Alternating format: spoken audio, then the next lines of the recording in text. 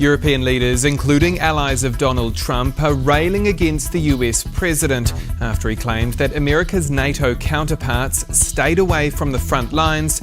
Hey, everyone, Willie here. What if the cornerstone of the North American economy, the unspoken pact that has governed our continent for 75 years, was just chiseled loose?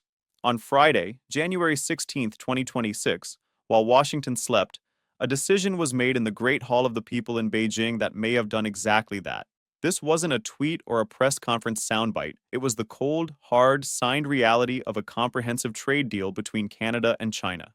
To understand why this moment is a continental earthquake, you must first understand the old, unshakable rule it shattered. Canada always ultimately follows America's lead. This wasn't about a lack of sovereignty, it was about the physics of integration.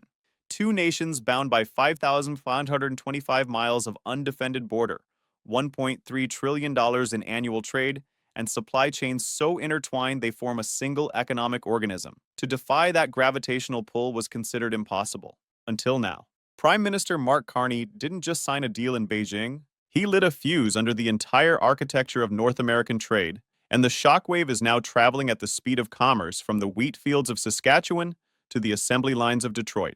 The scene in Beijing was heavy with the weight of an 8-year diplomatic freeze, a deep chill that began with tit-for-tat arrests between Ottawa and Beijing. Expectations were set for polite nothingness, photo ops, and vague promises. What emerged was a strategic detonation. At its heart was a brutal, practical calculus, born not in Ottawa's foreign ministry, but in the struggling farmlands of the Canadian prairies. For years, Canadian canola farmers watched their vital second-largest market, China, vanish behind a punitive tariff wall of 84%. Overnight, their exports became impossible. Desperation grew in rural communities. And when they looked south to their largest market, the United States, for stability or support, what did they find? An administration wielding tariffs like blunt instruments on steel, on aluminum, on threats, and a president musing aloud about making Canada the 51st state. The message from Washington was not partnership, but dominance. So, cornered and with livelihoods on the line, Carney did the only rational thing. He found another way out. The deal's terms are a masterclass in realpolitik barter. Canada agreed to slash its tariff on Chinese electric vehicles from 100% down to a mere 6.1%. In return, China will cut its tariff on Canadian canola seed from the crushing 84% down to approximately 15%. This is not tinkering.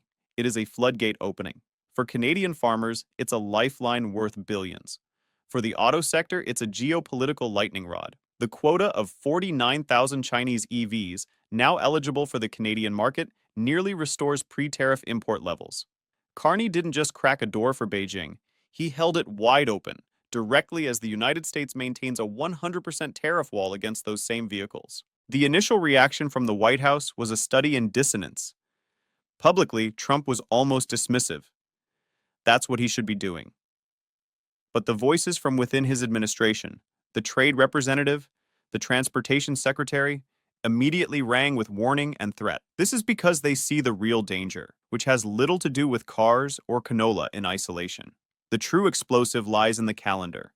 The mandatory review of the United States-Mexico-Canada Agreement, USMCA, begins on July 1st, 2026, less than 6 months away. Trump has already called the agreement irrelevant and floated scrapping it entirely. Carney's Beijing deal is Canada's opening move in that high-stakes negotiation. It is a signal, written in the clearest possible terms. We are not a captive market.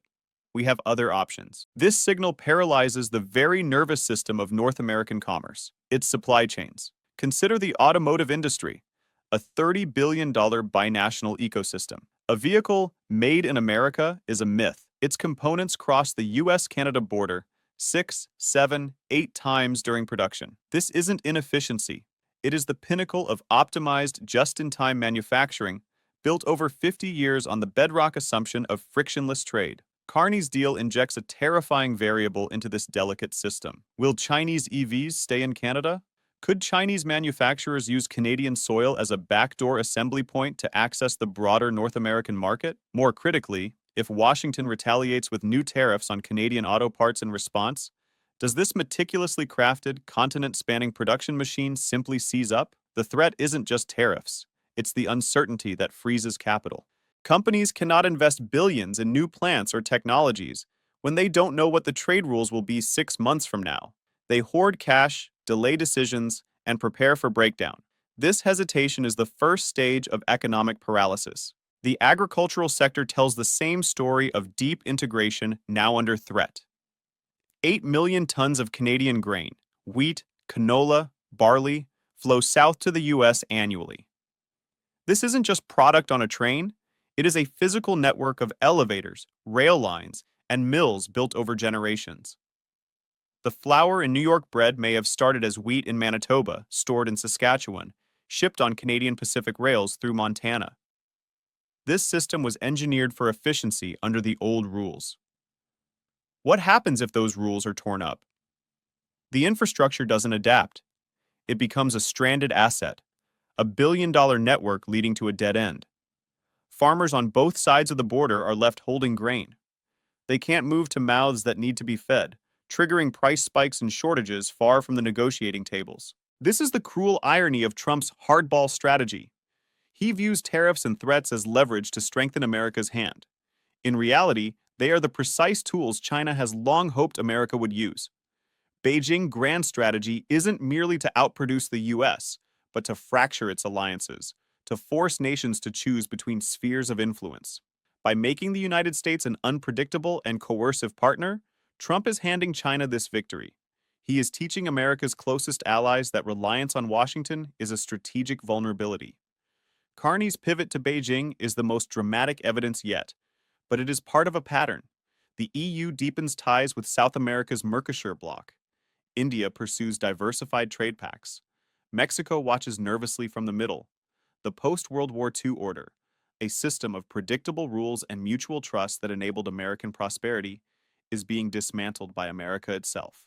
What comes next is a 6-month countdown to the USMCA review, a negotiation conducted under the shadow of broken trust. The possible outcomes range from fragile stability to collapse. The best case, a simple renewal, requires Trump to abandon his maximalist threats and Carney to feel secure in American partnership, a bridge that may already be burned. The more likely scenario is a protracted, uncertain limbo, where the agreement is extended in temporary one-year increments, perpetuating the very paralysis that stifles growth. The worst case is a full American withdrawal, triggering a tariff war that would systematically dismantle the integrated North American economy, causing disruption on a scale not seen since the Great Depression. The paralysis is not a future event. It is present tense. It is the farmer hesitating to buy new equipment. It is the auto executive postponing a factory expansion. It is the logistics manager stockpiling inventory just in case. Each individual hesitation is a small seizure in the continental economy's nervous system. Carney's deal with China is not the cause of this sickness. It is the most severe symptom yet of a deeper disease. The erosion of the trust that makes complex modern trade possible. When your closest ally of 150 years, with whom you share a continent, concludes that Beijing is a more reliable economic partner, something fundamental has broken. The supply chains aren't just being rerouted. The bedrock they were built upon is turning to sand. The 6 months to July will determine if this can be stabilized or if we are witnessing the irreversible first act of North America's great unbundling.